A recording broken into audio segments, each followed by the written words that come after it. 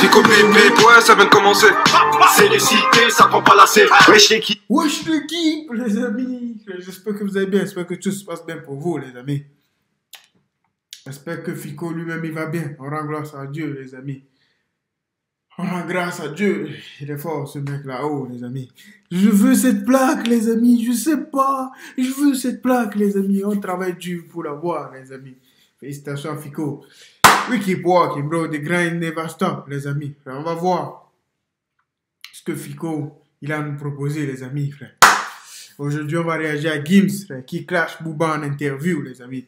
Guillaume Play, Picoba en prison, frère. C'est qui Guillaume Play, les amis? Frère, il joue à la Play, frère. Sicario 92, il prévient, les amis. Qui? On ne sait pas. On va voir, frère. Bon, c'est parti pour une petite vidéo actu du jeudi. Allez l'équipe, comme d'hab, c'est détour sur vous, ça s'intéresse aujourd'hui. Comme d'hab, je ne vais pas te casser trop de temps, n'hésite pas à mettre un petit blog, un petit commentaire, on commence à acheter tout de suite. Ensuite, il y a du nouveau par rapport à l'affaire de Magali Berda et Booba. Car en fait, dans les commentaires, il y a quelques jours, il y a quelqu'un qui m'a dit comme quoi Booba, il avait été mis en garde à vue. Donc je me suis renseigné et c'était le jugement qui avait eu lieu le 29 novembre, que je vous ai parlé il y a quelques jours en vidéo.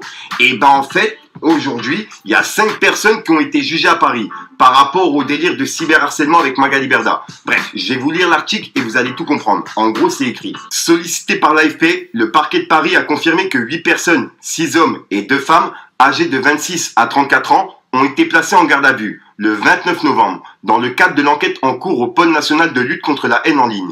5 ont été convoqués à une audience ultérieure pour être jugés, notamment pour des chefs de cyberharcèlement aggravés, a confirmé cette source. Le rappeur Booba, dont la convocation à cette date a été annoncée par le journal Le Parisien, et que Madame Berda rend responsable de son cyberharcèlement, ne faisait pas partie des 8, a précisé le parquet. Donc là, si je comprends bien, bah, il faisait pas partie des 8 qui ont été convoqués aujourd'hui, quoi. Si je comprends bien. Ou alors, bah, il était pas là, quoi. Bref. Ensuite, ils ont écrit Maître David Olivier. Là, ils ont mis les noms des avocats de Madame Magali Berda et ils ont dit ont accusé le repris de justice Booba, condamné à 18 mois de prison avec sursis pour une fameuse rixe avec son rival Caris en 2018, de se défiler à la première convocation. L'avocat du rappeur n'a pas pu être joint dans l'immédiat. Donc voilà. Donc là, si je comprends bien, Booba, bah, il n'était pas présent pour le jugement, si vraiment j'ai compris le truc. Bref. Il va être présent pourquoi? Ça, c'est des conneries. Quelqu'un se lève et raconte n'importe quoi. Oh, à cause de lui, seulement. Come on, man. Pas nous, quand même. Magali. Regarde bien. Pas nous, quand même. Peut-être à quelqu'un d'autre. Mais pas nous. Qu'est-ce que tu as fait? Tu as volé des gens. Même ton propre partenaire t'a laissé tomber, frère. Hein? Tu faisais des affaires. J'ai vu ça sur Internet. Il t'a laissé tomber, frère. Après, tu dis, il vaut mieux pour mes filles. Non! C'est toi, tes agissements, frère. C'est à cause de tes agissements, frère, que tes filles, frère, subissent tout ce qu'elles subissent. Frère. Si tu n'avais pas fait ça, tes filles n'allaient pas subir ça, frère. Put this shit in your head, bro. Les gens, ils n'ont rien fait. Tu as causé du tort aux gens, frère. C'est comme ça, frère. It is what it is, bro. Dites-moi vous ce que vous avez compris dans les commentaires. Ensuite, on a Guillaume Play qui a réagi par rapport à Kobalade qui a été arrêté et qui a été mis en prison en attente de son jugement. Et ben on peut voir qu'il a écrit bon, bah c'est plutôt que prévu, avec un smiley mort de rire.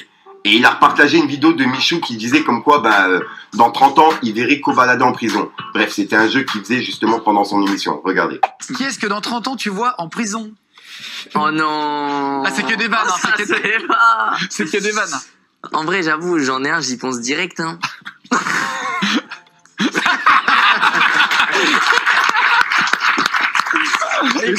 On l'embrasse, Koba qui est venu dans l'émission, on a vraiment une dinguerie, l'émission s'est éclatée aussi. Je sais pas si tu avais vu l'émission, ouais, j'avais regardé. C'était hyper drôle, quoi. Ensuite, en parlant de Booba, on a Gims qui a donné une interview à la radio. Ah, c'est ce mec-là qui s'appelle Guillaume Play. Oh ouais, c'est bon.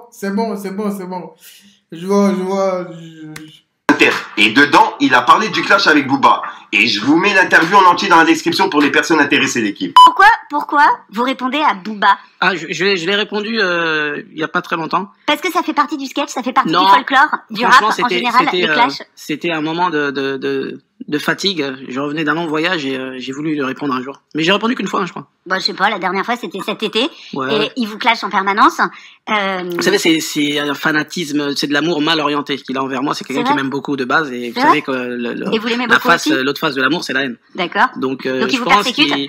Voilà, c'est quelqu'un qui a été blessé, touché. C'est un fan, je pense. C'est votre premier fan. C'est le premier fan. Donc Winnie, si tu nous entends, Bisous, c'est ça bisous Winnie. C'est ça. Ensuite, on a Sicario. Mais ce qui est bon en France, c'est que les gens, tu vois, aux États-Unis, les gens, dans les clashs, tout ça, les gens, ils tirent sur les gens, les amis. Ce qui est bon en France, c'est que les gens, ils se clashent juste sur Twitter, les trucs comme ça. Les gens, après, ils se disent, ouais, les trucs, l'avion, on va combattre, mais alors qu'on sait tout ce qu'ils montrent. Toi, c'est ce qui est bien en France, chez les artistes français. Mais aux États-Unis, les gens ils vont te chercher, ils vont te trouver, ils vont te niquer. Une conversation privée qu'il a eue avec une personne qui travaille chez Rap Punchline. Et en gros, cette personne-là, elle promettait des certifications Instagram.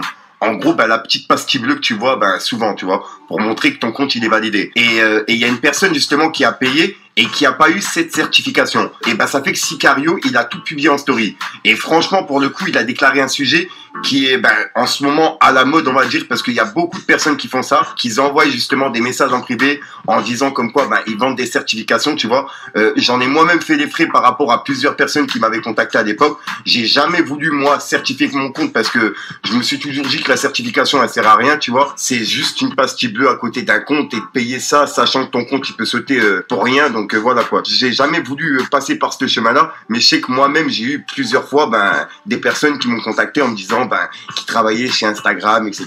quoi. Donc voilà, bref, il y a beaucoup d'arnaques là-dedans. C'est vraiment un truc de fou. Et Si on veut te certifier, on va te certifier.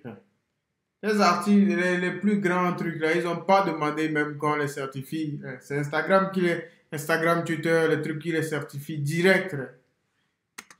justement à faire une prévention, et je remercie justement Sicario d'avoir fait cette prévention parce que c'est vraiment un truc de fou. Bref, regardez.